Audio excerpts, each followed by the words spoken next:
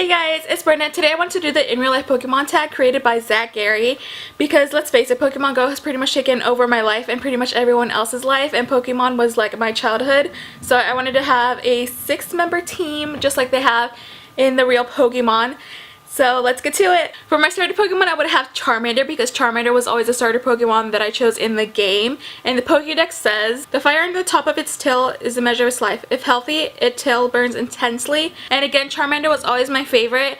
And Charmander turns into a freaking Charizard. And if you don't want a Charizard, you're lying to yourself because Charizards are amazing. So that's why I want to have Charmander as my starter Pokemon. The second Pokemon I would have would be Dragonair. And the Pokédex says, if its body takes on an aura, the weather changes instantly and is said to live in seas and lakes.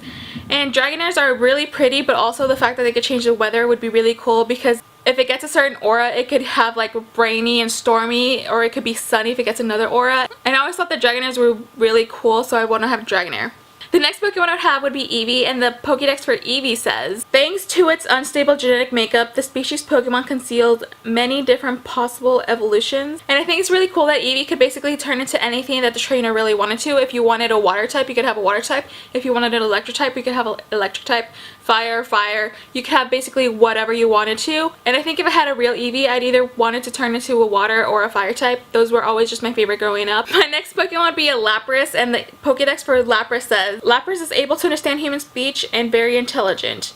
It loves to swim in the sea with people on its back. Again, Lapras was always one of those Pokemon that I really loved growing up, and I think it was really cool that Lapras could basically take Ash anywhere. And I would really want to have like a Lapras of my own. Something about me is I have a huge phobia of drowning, so I try to stay away from like oceans and lakes and stuff. But I think having a Lapras would be really cool because like Lapras is basically there to protect me and take me anywhere I want, and it's like super intelligent and smart, and that's like something I really want in a Pokemon. That's why I think Lapras would be a good fit for me and my Pokemon.